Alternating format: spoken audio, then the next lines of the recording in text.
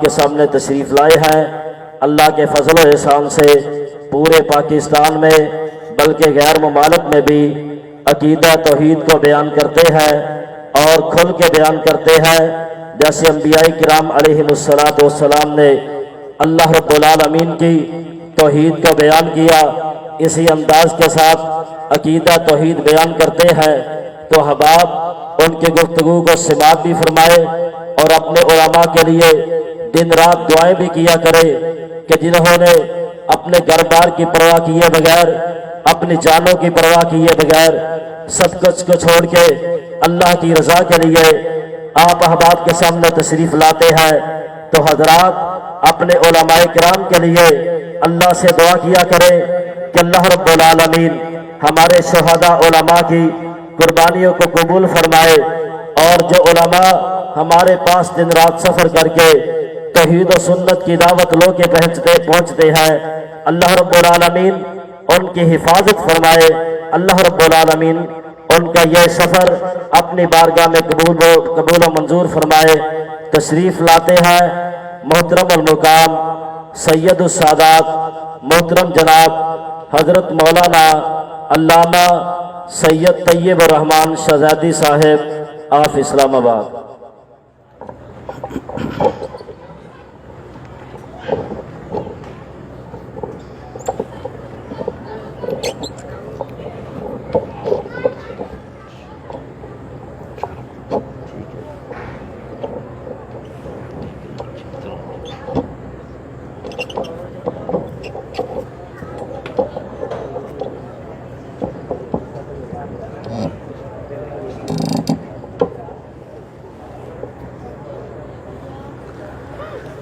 إن الحمد لله نحمده ونستعينه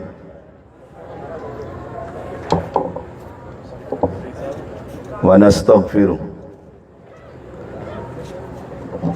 ونعوذ بالله من شرور أنفسنا ومن سيئات أعمالنا من يهده الله فلا مضل له ومن يضلله فلا هادي له أشهد أن لا إله إلا الله وحده لا شريك له وأشهد أن محمدا عبده ورسوله أما بعد فإن خير الحديث كتاب الله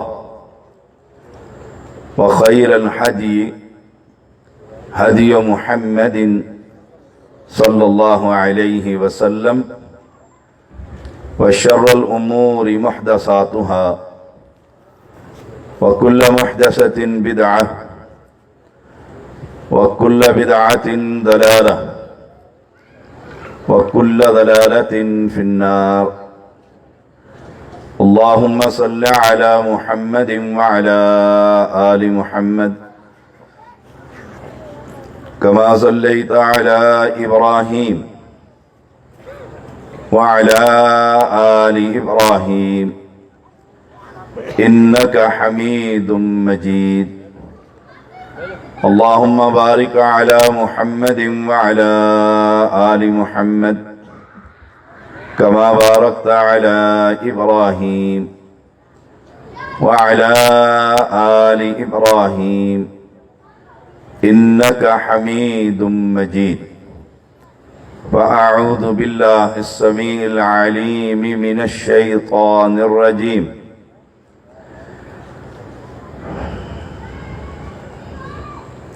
الله لا إله إلا هو الحي القيوم لا تأخذه سنة ولا نوم له ما في السماوات وما في الأرض من ذا الذي يشفع عنده إلا بإذنه يعلم ما بين أيديهم وما خلفهم ولا يحيطون بشيء من علمه إلا بما شاء وسع كرسيه السماوات والأرض ولا يؤوده حفظهما وهو العلي العظيم.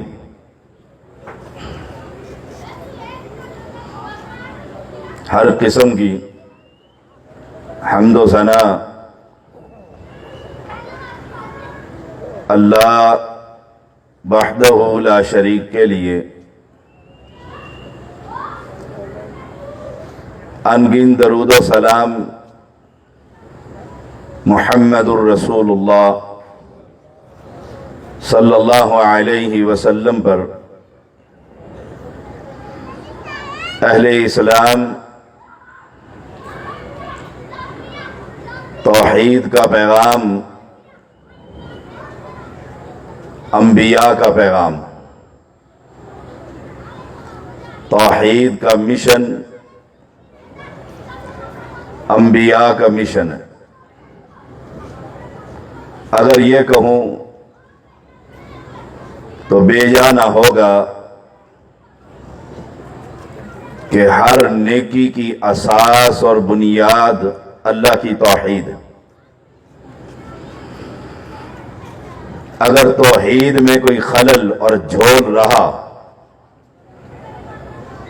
توحید کا فہم صحیح معنوں میں حاصل نہ کر سکا،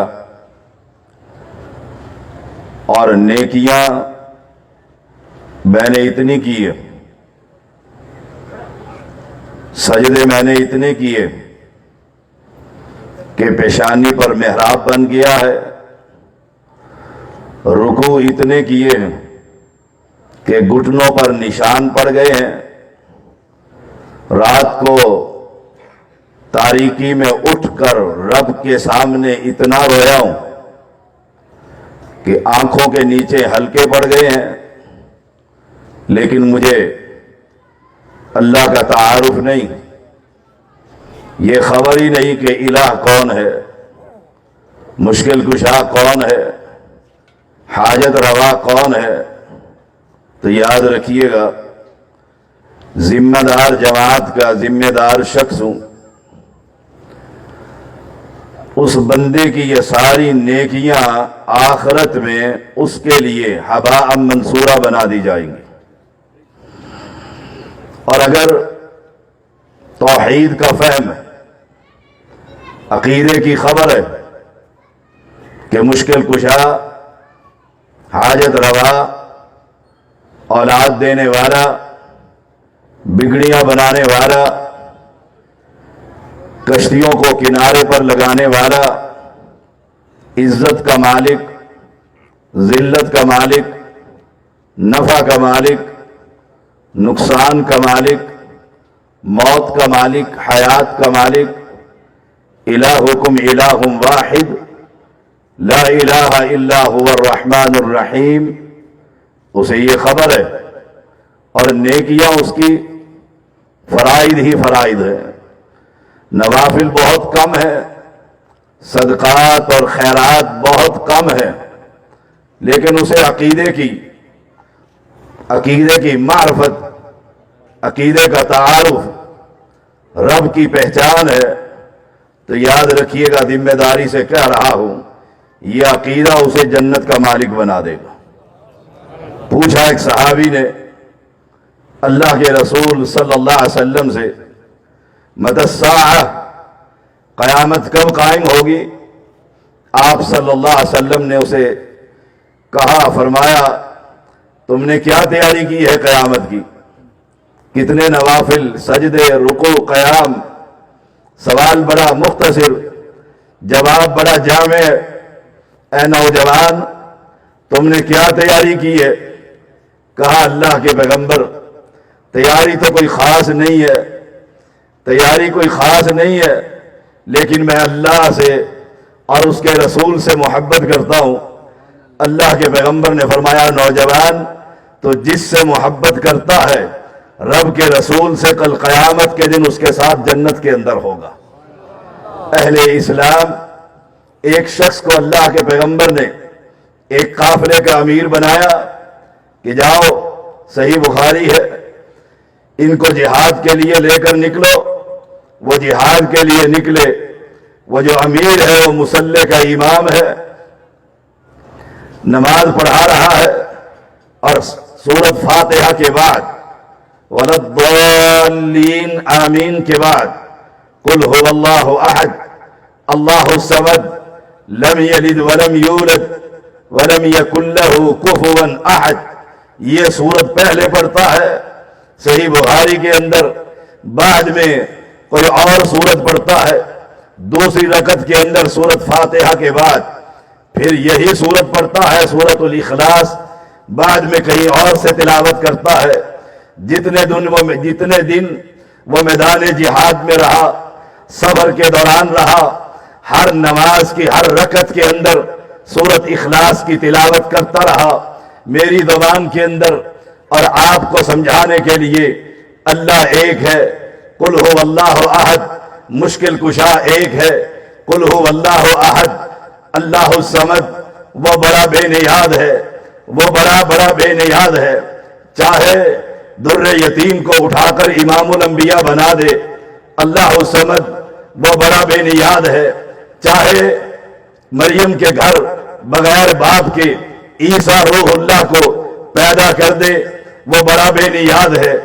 چاہے ہم ماں باپ کے ملاپ سے ہمیں پیدا کر دے، قل هو اللہ احد، وہ اکیلا ہے، بڑا بے نیاز ہے۔ لم یلد ولم یولد، نہ اس کا کوئی ہے نہ وہ کسی سے ہے، نہ کوئی سسرالی ہے نہ کوئی ننیالی ہے نہ کوئی ددیالی ہے، نہ وہ کسی سے جنا گیا نہ کوئی اس سے جنا گیا۔ ولم یکن لہ کفوا احد، اور کائنات کے اندر کوئی ولی، کوئی نبی، کوئی علی، کوئی مجذوب، کوئی درویش، کوئی بزرگ، ساری کائنات مل کر اولیاء، اتقیاء، شہداء، انبیاء اس رب کا برابری بھی نہیں کر سکتے۔ یہ سورت پڑھ رہا ہے، اپنے عقیدہ توحید کا اعلان کر رہا ہے، مدینہ میں پہنچتا ہے، صحابہ کی جماعت اللہ کے رسول صلی اللہ علیہ وسلم کو شکایت کرتی ہے، اللہ کے نبی یہ امیر بنایا تھا، یہ نوجوان ہر رکعت کے اندر اخلاص سورت کو پڑھتا ہے، بعد میں کہیں اور سے تلاوت کرتا ہے، آپ نے اسے بلایا ان کی شکایت کا ازالے کے لیے، تم ایسا کیوں کرتے ہو؟ او میرے صحابی سنیے جواب، او اہل توحید تمہیں مبارک ہو، عقیدہ توحید، اور میں مانتا ہوں اہل توحید کے پاس صدقات کی کمی ہے، خیرات کی کمی ہے، میں مانتا ہوں نوافل کی کمی ہے، میں مانتا ہوں جلسے اور جلوسوں کی کمی ہے، میں مانتا ہوں دعوت کے میدان کے اندر محنتیں اور مشقتیں کم ہے، میں مانتا ہوں اہل توحید کی مسجدیں کم ہے، لیکن یاد رکھیے گا اللہ کی قسم ان کے پاس وہ عقیدہ ہے جو اس صحابی کے پاس تھا۔ اللہ کے پیغمبر نے اسے پوچھا، اور نوجوان نماز کی ہر رکعت کے اندر سورت اخلاص کی تلاوت تو کیوں کرتا ہے؟ اللہ کے پیغمبر کو جواب دے رہا ہے، اللہ کے نبی مجھے اس سورت سے محبت زیادہ ہے کیونکہ اس کے اندر اللہ کی توحید ہے۔ اللہ کے پیغمبر نے اس نوجوان کو کیا سبق دیا، کیا جواب دیا، امت کے لیے کیا سبق چھوڑا؟ اور نوجوان تجھے اس سورت سے محبت ہے، یہ سورت تجھے جنت کا مالک بنا دے گی۔ یہ سورت اخلاص، یہ عقیدہ توحید، اس کا فہم حاصل کیجئے۔ میں نے قرآن مقدس کی آیت الکرسی جسے آپ کہتے ہیں اس کی تلاوت کی ہے کہ اللہ کون ہے، اللہ لا الہ الا ہو۔ کل میں نے ساہیوال کے اندر اللہ کی معنی کی شرح اور حی القیوم کی شرح یہ بیان کر دی ہے، آپ عمران سے وہ کیسٹ لے کر سن سکتے ہیں۔ آج معنی یہ ہے، یہ آیت الکرسی کمال کی یہ آیت ہے۔ آپ نے ایک نوجوان کو کہا میں مسجد سے نکلنے سے پہلے تجھے وہ سورت سکھاؤں گا جو سب سے بڑی عظیم آیت ہے۔ جب دروازے کے پاس پہنچے صحابی نے یاد دلایا، آپ نے فرمایا آیت الکرسی اللہ لا الہ الا ہو۔ معنی کیا ہے؟ اللہ کون ہے؟ اپنا تعارف کروا رہا ہے، لا الہ الا ہو، اس کے علاوہ کوئی مشکل کشا، کوئی حاجت روا، کوئی اولاد دینے والا، کوئی بگڑیاں بنانے والا، کوئی شفا دینے والا، کوئی دکان چمکانے والا، کوئی کاروبار بڑھانے والا، کوئی فیکٹریاں زیادہ دینے والا، لا الہ الا ہو، اس کی پہلی دلیل کیا ہے؟ الحی، وہ زندہ ہے، القیوم، وہ قائم ہے۔ آج تیسرا نمبر ہے لا تأخذہ سنۃ ولا نوم۔ الہ وہ ہوتا ہے، مشکل کشا وہ ہوتا ہے، داتا وہ ہوتا ہے، دستگیر وہ ہوتا ہے، گنج بخش وہ ہوتا ہے، رنج بخش وہ ہوتا ہے، اولاد بخش وہ ہوتا ہے، جس کی تیسری صفت یہ ہو حی و قیوم کے بعد لا تأخذہ سنۃ ولا نوم۔ نیند تو بہت دور کی بات ہے، اسے کبھی اونگ بھی نہیں آتی۔ آئیے میں اپنے بھائیوں کو دعوت فکر دیتا ہوں جنہیں عقیدے کا فہم نہیں ہے، اور اللہ کی قسم دل کے اندر ایک درد ہے، ایک طرف ہے، عہدوں کا طلبگار نہیں ہوں، ایک درد ہے، اللہ برادری میری، اللہ محلے دار میرا، اللہ باسی میرے شہر کا، اللہ رہنے والا میرے ملک کا، اللہ رہنے والا میری مسجد کا، اللہ نمازی میری مسجد کا، اللہ پڑوسی میرے گھر کا، اللہ یہ نماز بھی پڑھتا ہے، یہ روزہ بھی رکھتا ہے، یہ زکات بھی دیتا ہے، یہ حج بھی کرتا ہے، یہ سچ بھی بولتا ہے، یہ سود سے بھی بچتا ہے۔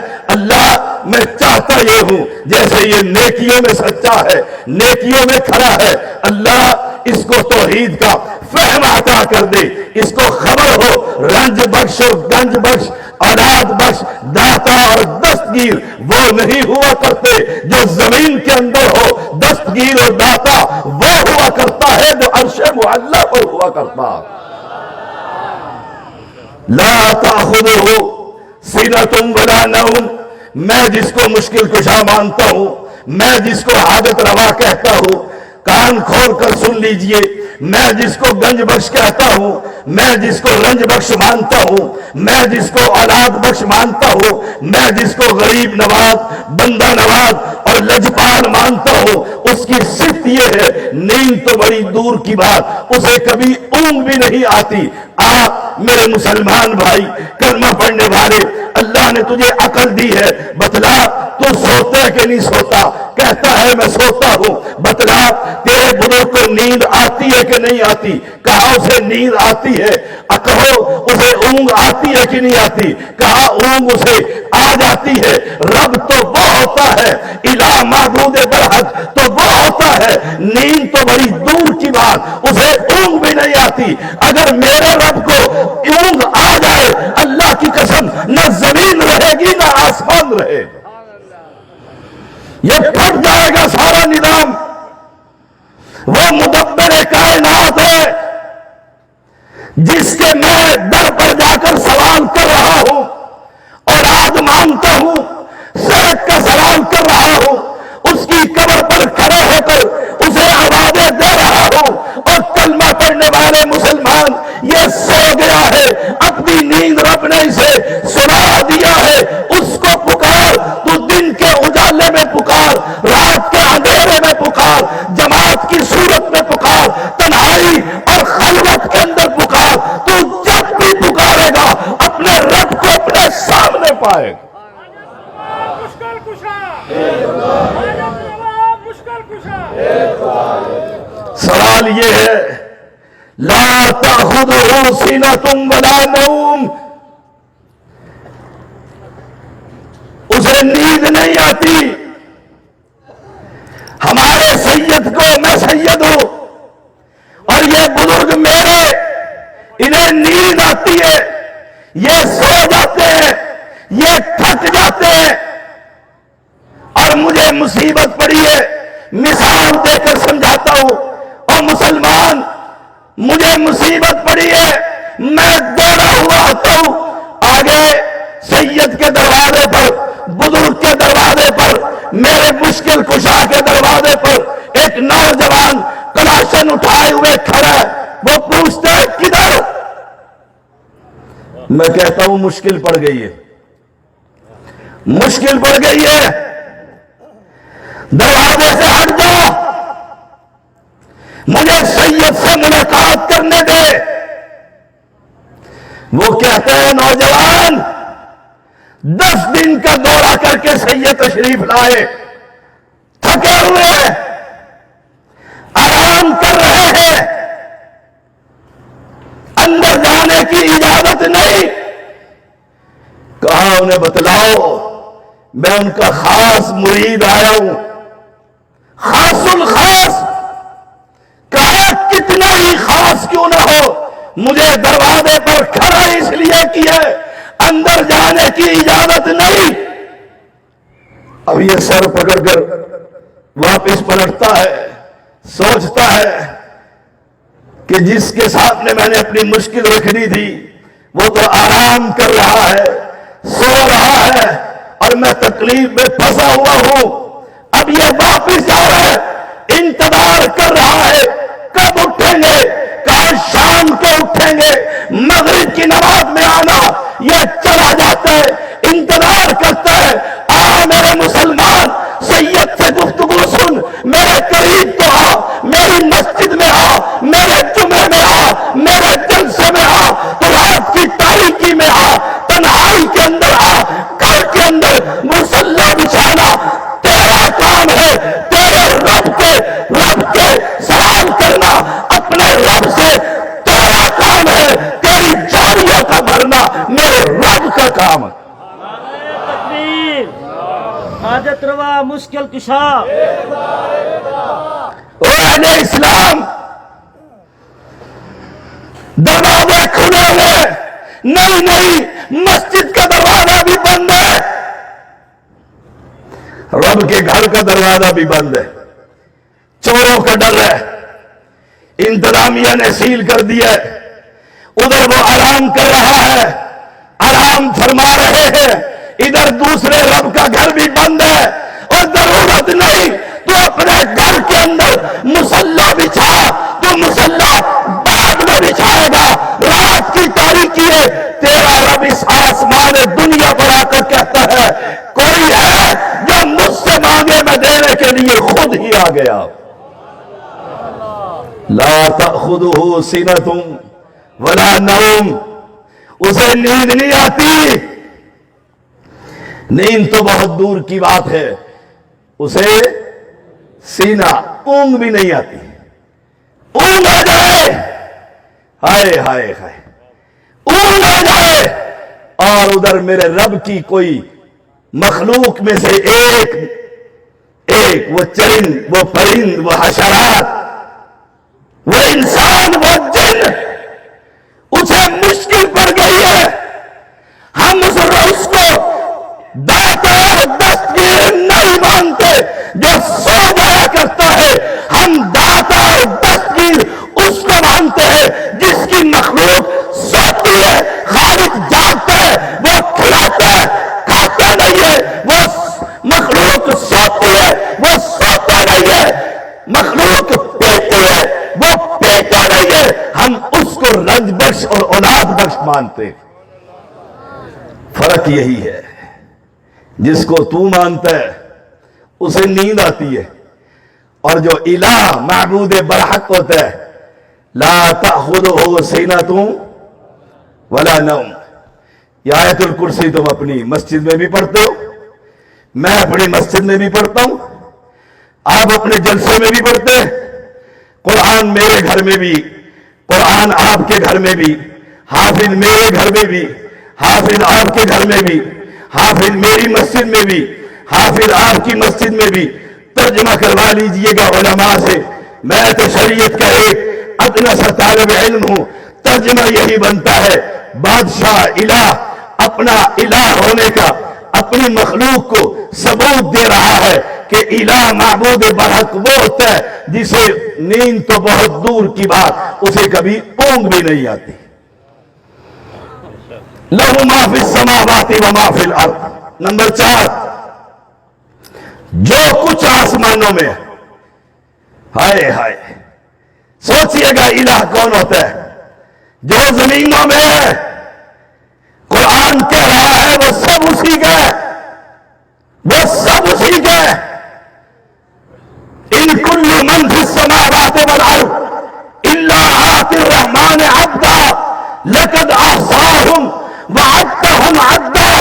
اللہ کی کتاب اعلان کر رہی ہے جو کچھ آسمانوں میں ہے زمین میں ہے سبح للہ ما فی السماوات و ما فی الارض یسبح للہ ما فی السماوات. قرآن ہر جگہ پر اعلان کر رہا ہے آسمانوں کی مخلوق زمینوں کی مخلوق درمیان کی مخلوق ہر شے غلام بن کر اس رب کے سامنے حاضر ہونے والی ہے. الہ وہ ہوتا ہے جو کائنات کے ذرے ذرے کا مالک ہوا کرتا. اس نے گن بھی رکھا ہے, اس نے گھیر بھی رکھا ہے, گھیر بھی رکھا ہے. وہ ایک آدمی تھا نا, سمجھانے کے لیے مثال دے رہا, اپنے بزرگ کی ٹانگیں دبا رہا تھا, ساتھ اپنی دکھیا بھی سنا رہا تھا. شاہ صاحب, پیر صاحب, جی جناب بڑی تکلیف ہے, تنگ آ گیا ہوں, مقدمہ لگا ہوا ہے, وکیل بڑے تکڑے ہیں, میں بڑا غریب ہوں, آج سید کے پاس آیا ہوں, خدمت کر رہا ہوں, نذرانے بھی دے دیے, سید پاک کوئی کرم. یہ اپنی گفتگو میں مست, ادھر سید پاک کی آنکھ لگ گئی, آنکھ لگ گئی, وہ سو گیا, وہ سو گیا. تھوڑی دیر کے بعد دباتے دباتے اس نے کوئی خاص رگ دبائی, آنکھ کھل گئی. کھلتے ہی خیال آیا, ہاں آپ کیا کہہ رہے تھے, آپ کیا کہہ رہے تھے. یہ حیران ہو گیا, کہتے میں کیا کہہ رہا تھا, آپ کو نہیں خبر ہوئی. سنیے گا ذرا, آپ کو نہیں خبر ہوئی. کہا نوجوان میری آنکھ لگ گئی تھی, جہاں تو نے سنایا تھا کہ مقدمہ ہو گیا, آگے جو باتیں تو نے سنائی میری آنکھ لگ گئی تھی, وہاں سے آگے دوبارہ سنا. مرید آپ کی طرح کوئی سمجھدار تھا, اس نے کہا جناب آنکھ آپ کی لگ گئی تھی, میری آنکھ کھل گئی ہے, میری کھل گئی ہے. جو جاگتے ہوئے سو جائے اسے خبر نہیں ہوتی, تو میں اس کے پاس کیوں نہ جاؤں جسے کبھی نیند ہی نہیں آتی.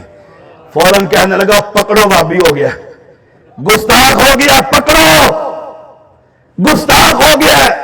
لہو ما فی السماوات و ما فی الارض من ذا الذی یشفع عندہ الا باذنہ. کون ہے جو اس کے سامنے اس کی سفارش, کسی کی سفارش کرے, کوئی دم مار سکے اس کی اجازت کے بغیر. من ذا الذی یشفع عندہ الا باذنہ. اور سوال یہ ہے ہم اس کو داتا اور دستگیر اور رنج بخش اور گنج بخش مانتے ہیں جس کے سامنے اس کی اجازت کے بغیر کوئی سفارش نہیں کر سکتا. آپ میدان معاشر سجا ہوا ہے, قوم ساری مخلوق جمع ہے, ایک عدالت لگی ہوئی ہے, سامنے رب قہار ہے, غصے کی کیفیت میں ہے. کوئی ہے جو میرے رب کے سامنے کھڑے ہو کر اس کی اجازت کے بغیر کسی کی سفارش کر سکے؟ ہم اس کو داتا اور دستگیر مانتے. اہل اسلام لائیے ذرا ذہن کے اندر, کوئی نہیں, ساری سرکاریں جمع ہے, میرے سارے سید جمع ہے, سادات ساری جمع ہے, جد امجد علی جمع ہے. من ذا الذی یشفع عندہ الا باذنہ. کون ہے, ہائے ہائے, کون ہے جو یہاں کہتے تھے ہم جانے اور جنت جانے؟ کون ہے جو یہاں کہتے تھے جنت حسین کی اور حق ہے حسین کی, ہم حسین کے, ہم جانے اور حسین جانے؟ جانے یہ علی جو یہاں کہتے تھے اب سب کے سب اہل بیت انبیاء سمیت سامنے کھڑے ہوئے, کوئی بات کرنے کی جرات نہیں کرتا. کیوں؟ لہو ما فی السماوات و ما فی الارض. من ذا الذی یشفع عنده الا باذنہ، جرأت کس کو ہو رب کی اجازت کے بغیر کوئی کلام کر سکے؟ یا کہتے ہو منہ پہ سے چادر تو ہٹا، تجھے اب دنیا میں نہیں دیکھوں گا تو پھر آخرت میں کیسے پہچانوں گا؟ یا کہتے ہو ہم جانے جنت جانے، جہنم آئے گی، وَجِيءَ يَوْمَئِذٍ بِجَهَنَّمَ، اس کی چیخ و پکار اور جھرجھری کو دیکھ کر انبیاء گھٹنوں سمیت گر جائیں گے اور نفسی نفسی کی آواز نکلے گی۔ اللہ سلم ہمیں بچا لے۔ جب انبیاء کی یہ کیفیت ہوگی، تیری سرکاریں کہاں ہوں گی؟ سوچئے گا ذرا۔ میں کسی سرکار کا منکر نہیں، کیونکہ میں آپ سرکار ہوں، سید ہو، میں کسی سرکار کا منکر نہیں، کسی کا گستاخ نہیں، لیکن ذرا سوچئے گا تو صحیح ٹھنڈے دل سے، قرآن کیا کہتا ہے؟ میرے پاس اسماعیلی تیق حفظہ اللہ کی طرح نہ ماں کے اشعار ہیں نہ باپ کے اشعار ہیں، نہیں ہے، میرے پاس یہ رب کا قرآن ہے، یہ محمد کی حدیث ہے۔ اور اللہ کی قسم میں ان خطیبوں کو بھی کہتا ہوں، مجھ سے غیر تو ویسے ہی تنگ، اپنے بھی تنگ، ان کو کہتا ہوں اشعار اعلیٰ ہیں یا میرے رب کا کلام اعلیٰ؟ احسن الکلامی کلام اللہ، بہترین کلام اللہ کا کلام ہے، اور جن کے دلوں کو اللہ کی کلام نرم نہیں کر سکتی، یاد رکھیے گا پھر دنیا کی کوئی کتاب انہیں نرم نہیں کر سکتی۔ ہم نے مزاج ہی بگاڑ دیا ہے، قوم کا مزاج بگاڑ دیا ہے، قوم کا مزاج ہی خراب کر دیا۔ کوئی آتا ہے تو جگت شروع کر دیتا ہے، اور قوم بڑی خوش ہو رہی ہے، جس کی آواز پر بڑے لوگ جمع ہوتے ہیں، ہوئے ہوئے رب نے کسی نبی کو ایسا کیوں نہ سکھلایا؟ قوم کو جمع جو کرنے آیا تھا، قوم کو جمع کرنے کیوں آیا تھا؟ یہ ہماری ذمہ داری ہے، یاد رکھیے گا، یہ ہماری ذمہ داری ہے۔ ہم ہی راستہ بھول گئے، ہم ہی منہج سلف سے علیحدہ ہو گئے، ہم نے کتاب و سنت سے دوری اختیار کر لی۔ اللہ کی کتاب سے بہتر کوئی الفاظ، پیغمبر کے فرمان سے بہتر کسی انسان کا کلام نہیں ہے۔ یوم یقوم الروح والملائکۃ صفا لا یتکلمون الا من اذن له الرحمن وقال صوابا۔ قیامت کا دن ہے، حشر کی گھڑیاں، اللہ کے فرشتے، فرشتوں کا سردار جبریل علیہ السلام سب باندھ کر کھڑے ہوئے ہیں۔ جبریل کو بھی آج جرت نہیں ہے کوئی بات کر سکے، تیرا سید کرے گا وہاں پر بات؟ لا یتکلمون، کوئی کلام نہیں کر رہا، الا من اذن له الرحمن، سوائے اس کے جسے رب اجازت دے، وقال صوابا، اور وہ بات بھی درست کہے، یہ نہیں مننگ میرے، اللہ ان سب کو جنت میں جانے دے، یہ بات کرنے کی بھی جرت کسی کو نہیں ہوگی۔ یہ اللہ کے کلام ہے۔ وقال صوابا، بات جو کہیں گے رب کے فرشتے، انبیاء کی جماعت، اولیاء اور اتقیاء کی جماعت، وہ بات کریں گے جو رب چاہے گا۔ جس کو عقیدے کی فہم نہیں، عقیدے کا تعارف نہیں، وہاں سارے لائن حاضر ہوں گے، اوئے ہوئے۔ اور قرآن نے سورۃ بقرہ کے اندر کیا نقشہ کھینچا ہے؟ وقال الذين اتبعوا لو ان لنا كرة فنتبرأ منهم كما تبرأوا منا۔ وہاں کہیں گی ساری سرکاریں، اور چلا تم کدھر سے آگے ہمارے پیچھے، ہم تمہیں جانتے تک نہیں ہیں، جانتے تک نہیں ہیں، آج چھوڑتے تک نہیں ہے، حشر میں پہچانے گے بھی نہیں۔ کیوں؟ ہائے ہائے، عدالت لگی ہوئی ہے، عدالت لگی ہوئی ہے۔ یوم یقوم الروح والملائکہ، عدالت لگی ہوئی ہے۔ اور اے انسان یقین جانیے، حقیقت یہی ہے، میں کسی سے پوچھوں کیا، ہم خود ہی ایسے تھے، بعد میں اللہ نے ہمیں مسلمان کیا، توحید کا فہم دیا، ہم یہ سمجھتے تھے ہم ان لوگوں کو جنت میں لے کر جائیں گے. آپ کو ایک واقعہ سناتا ہوں, آپ کو ایمان پیدا ہوگا. میں چھوٹا سا تھا, گندم کا تھیلا والد نے رکھا, سائیکل پر باندھا, کہا جاؤ گندم پسوا کر لے آؤ. میں وہاں پہنچا, ٹوکن لیا, لائن میں لگا, باری آئی, ٹینکی اوپر تھی, میرا قد چھوٹا تھا, گٹو اٹھایا, ادھر سے مرید نے پہلے ہی ڈال دیا, میں رہ گیا. اس کا پس کر ہٹا, پھر تیاری میں دوسرا تیسرا. ایک میرا ملنگ مجھے دیکھ رہا تھا. بات وہ جو سچی ہو, مجھے جھوٹ بولنے کی ضرورت نہیں, نہ جھوٹی بات گھڑنے کی ضرورت ہے. سچا ترین واقعہ ہے. وہ میرے پاس آ کر کہتا ہے سید کا بیٹا ہے فیاض شاہ کا؟ میں نے کہا ہاں جی. بابو کا؟ میں نے کہا جی.